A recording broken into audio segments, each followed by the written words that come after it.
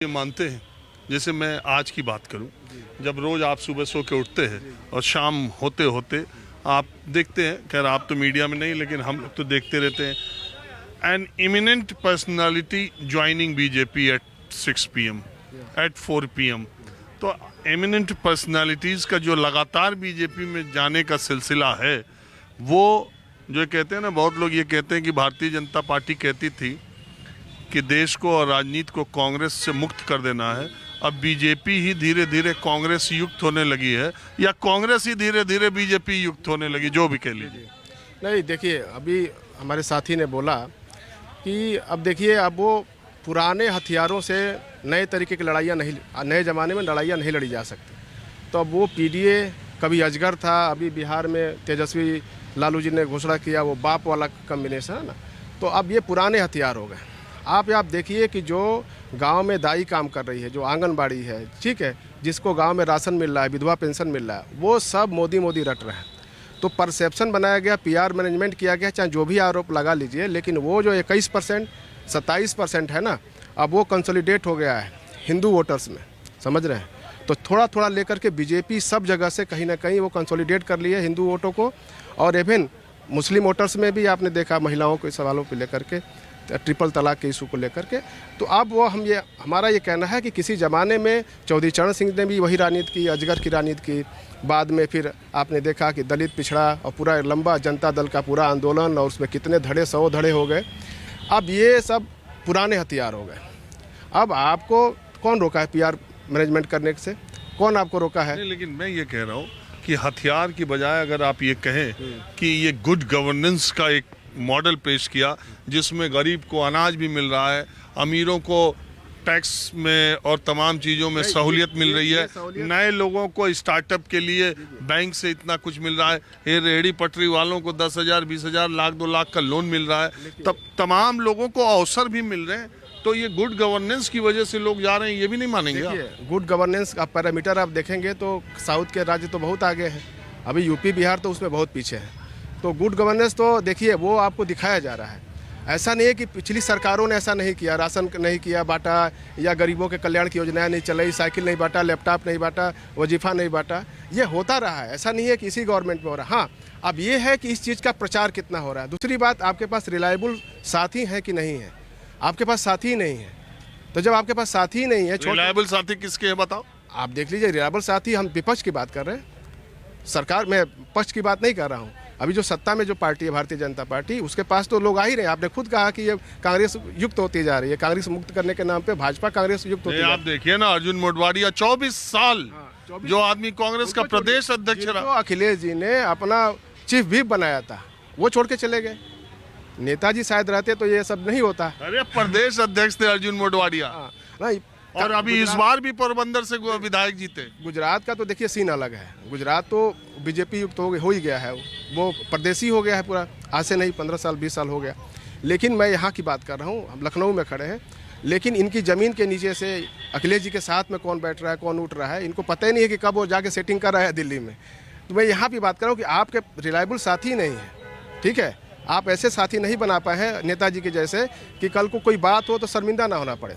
जैसे राजा भैया के केस में आपने देखा कि आपने प्रदेश अध्यक्ष को उनके यहाँ भेजा वोट के लिए, राज्यसभा के वोट के लिए, लेकिन आप ही ने कहा था कि भाई कौन राजा भैया।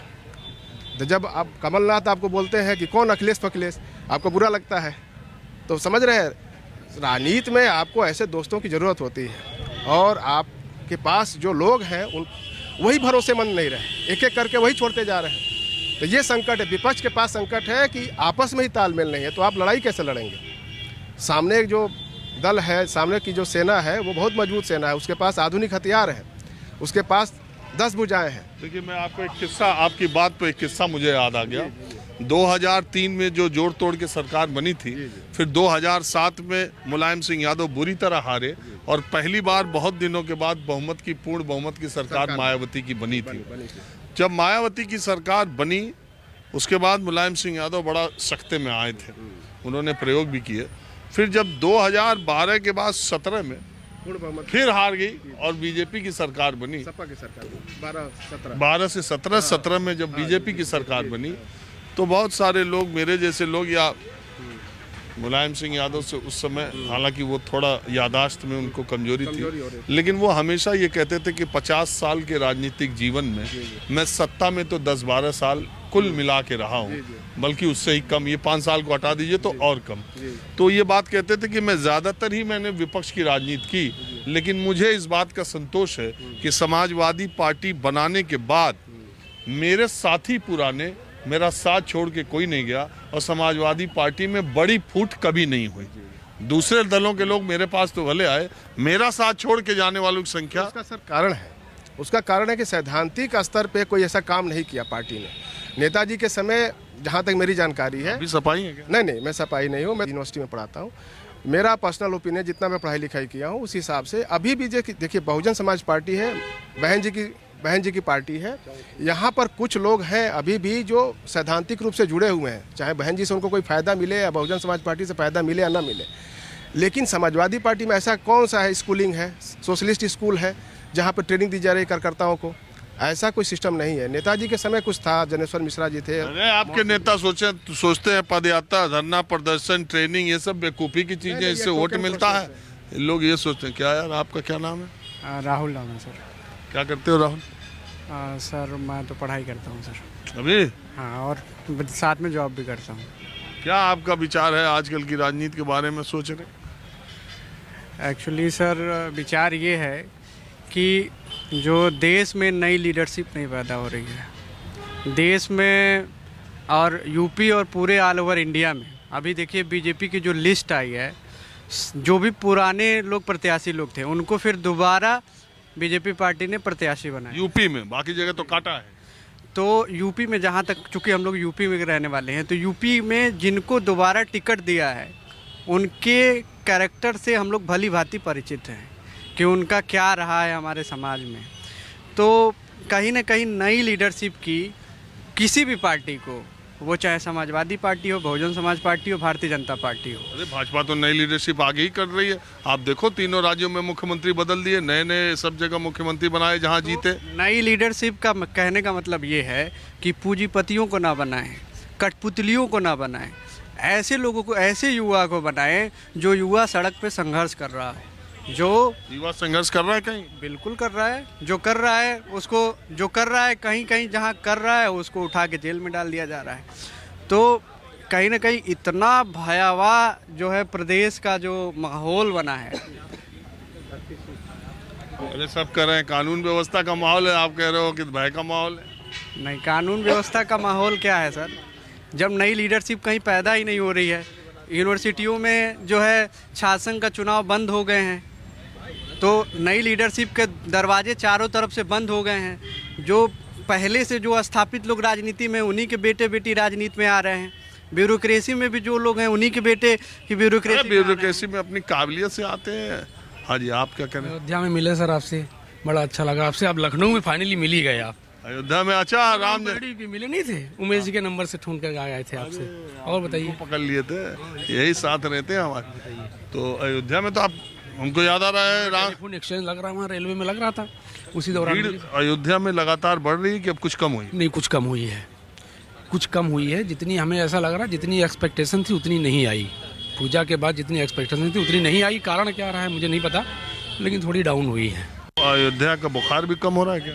नहीं, बुखार कम नहीं हो रहा है। बुखार तो बिल्कुल धकाधक है, और वही तो बिल्कुल उसी से तो डिसीजन 2-4% तो 100% बढ़ना ही बढ़ना है, और बढ़ना ही चाहिए। नहीं, वो हम नहीं कह रहे। जो अयोध्या का एक भाव, मतलब मेरा कहने का मतलब, जो एकदम हवाओं में तैर रहा था अयोध्या का मसला राम, वो भीड़ भाड़ और वो चर्चा थोड़ी और दूसरी राजनीतिक वजहों से, चुनाव आता है तो वैसे भी कुछ कम है या वो बनी हुई है? आप जैसे कह रहे हैं कि आने वालों की संख्या में कमी हुई, थोड़ी सी कमी हुई है, लेकिन अभी लग रहा है जैसे रामनवमी वगैरह आ रहा ना, तो उसमें जोर पकड़ेगा। वो तो रामनवमी में तो हमेशा आती रहती है, लेकिन मैं ये कह रहा हूँ कि जैसी लोगों ने उम्मीद की थी वैसा उसमें कमी है। हाँ, वो एक्सपेक्टेशन थोड़ी कम हो गई, मतलब जितनी एक्सपेक्टेशन थी उससे कम हुआ है। बीजेपी वाले ले जा रहे हैं अपने लोगों को? ये मुझे नहीं पता। कल तो गए थे मंत्री जी, मुख्यमंत्री। तो एक प्रोसीजर है, वो करते रहते सब लोग। प्रदेश का मुख्यमंत्री गए तो अच्छी बात है, उसमें क्या दिक्कत है? नहीं, अरे जिसको दर्शन करना है जाए, सबको भगवान श्री राम सबके। इतना अच्छा मौसम अवसर आया है 500 सालों का। लड़ाई लल्लू सिंह को फिर टिकट दे दिया फैजाबाद में, अयोध्या। लड़ाई क्या है?